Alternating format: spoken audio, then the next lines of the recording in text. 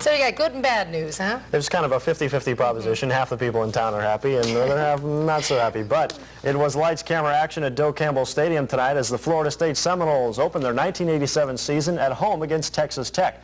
This is a season of great expectations for Coach Bobby Bowden's troops, and as Scott Atwell reports tonight, they lived up to their advanced billing. As if Seminole fans needed additional incentive to fire off a new season, former Seminole Burt Reynolds preceded tonight's contest at center field, working the crowd into a frenzy before burying the ceremonial spear. It was a tough act to follow, but the Seminoles answered the call. Opening drive, 6 plays, 67 yards, capped off by Ronald Lewis's juggling catch. Yes, the feeder in, 7-0 FSU. Texas Tech lost their starting quarterback this week, but backup Scott Toman was equal to the task. 52 yards to the FSU 1.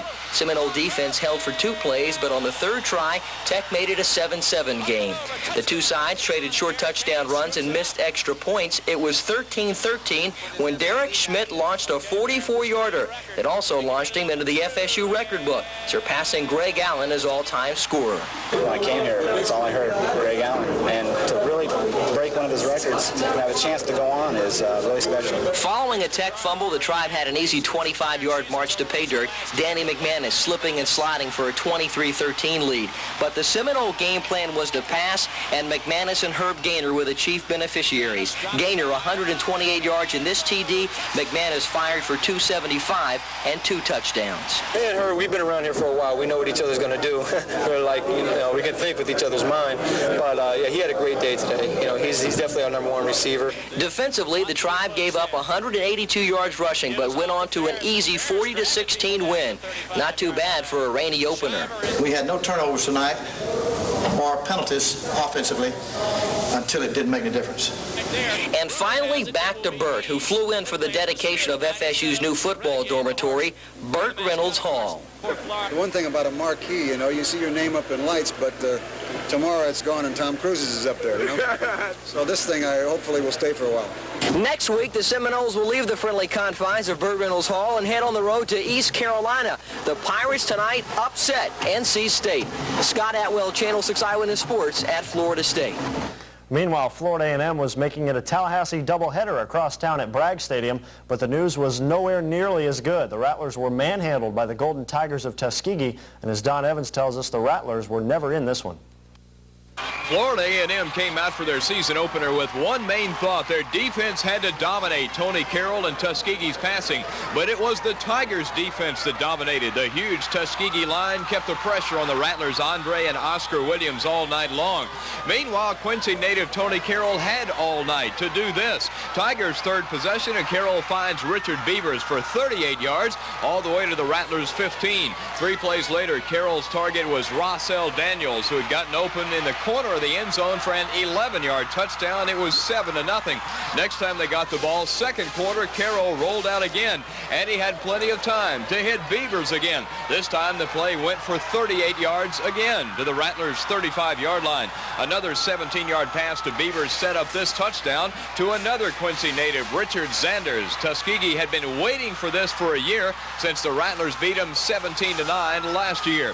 But the indignities weren't over for the Rattlers. Oscar Williams this time running for his life. He dumps it off, but there's a mix-up, and Huey McRae picks it off. Oscar is the only player in the way, but he can't stop McRae's dive into the end zone for a 70-yard interception return. It was a shock for FAMU fans, but there it was. The Rattlers had done nothing right and came out for the second half trailing 20-0. Offensively, the Rattlers' ineptitude continued, and they still didn't manage to get on the board, but at least their defense tightened up and nearly blanked the Tigers as well. But the damage was done. The Rattlers lose their opener to Tuskegee 23-0. Don Evans, Channel 6 Eyewitness Sports at Florida A&M. Meanwhile, the Florida Gators have been off national TV the past 2 seasons, and if today's game against the Miami Hurricanes is any indication, their series just might be canceled before too many episodes are in the can. Emotions were running high for the last meeting between these two teams until 1992. Sophomore Steve Walsh started at quarterback, taking over for Vinny Testaverde, and in the first quarter, he went up top to Brian Blades, 23 yards for the touchdown. After a 2-point conversion, it was 8-2 Miami. The Hurricane defense was all over Kerwin Bell on this day. Here, his pass into the flat is picked off by Randy Shannon. He goes 41 yards for the score. Bell was injured late in the game, a slightly separated shoulder. He may not be able to play next week against Tulsa. Between the hedges in Athens, Georgia, the Bulldogs fell behind Virginia 14-0 early, but then Lars Tate took over. He carried for 218 yards and 2 touchdowns. The Dogs win 30-22 in their first game of the 1987 season. In Auburn, new Texas coach David McWilliams had his Longhorns playing the Tigers. Second quarter, 7-0 Auburn. Jeff Berger takes the Longhorn defense to school. He hits Vincent Harris out of the backfield. Harris takes it 22 yards down the sidelines for the score. Auburn goes on to a 31-3 win over Texas. Checking scores from around the country. Penn State opened defense of their national championship and gave Paterno his 200th career win, 45-19 over Bowling Green. Blair Thomas with a couple of touchdowns for the Nittany Lions. Top-ranked Oklahoma fumbled 6 times, threw an interception, was flagged for 10 penalties, but you can do all that against North Texas State. 69-14 the final. Second-ranked Nebraska, meanwhile, got 3 touchdowns from End Zone Jones and rolled up over 600 yards of offense in beating Utah State 56-12. UCLA is manhandling San Diego State in the fourth quarter, 41-7. The Bruins will travel to Nebraska next week.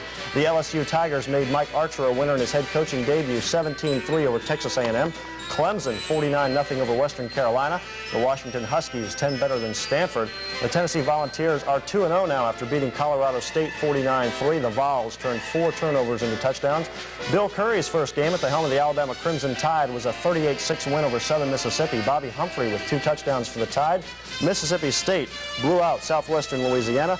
North Carolina over Illinois 34-14, and the nation's longest winning streak comes to an end. Actually, unbeaten streak. Division III Augustana had not lost since 1982, 50 straight games without a loss, but they lose today to Eastern Washington 14-10. And a high school score in tonight, Thomasville Central over Dougherty County 21-0.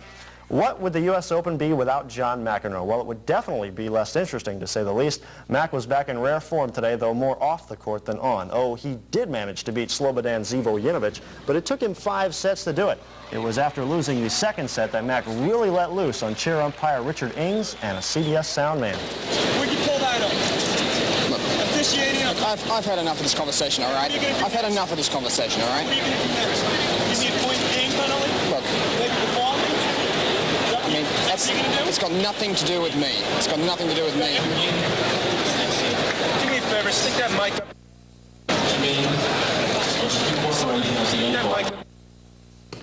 So after the guy put the mic in his pocket, McEnroe was penalized a game, a point, but he still went on to win in 5 sets. The Toronto Blue Jays have been playing tag with the Detroit Tigers in the American League East for the past few weeks. Today they aimed high and tried to cut into the Tigers' 1.5 game lead. They led the Seattle Mariners 2-0 in the fourth when Willie Upshaw goes deep, but not quite deep enough, just off the wall for a double. That scored Jesse Barfield and made it 3-0 Toronto. And that, as they say, was that, as the newest Blue Jay, Mike Flanagan, acquired earlier in the week from Baltimore, went 7 2/3 innings for the win, struck out 8. The Jays win 3-0. And Julie, that's sports. It's exciting, I tell you, a night full. Thanks, But they tear it down and put Tom Cruise's name on the marquee, so, you know.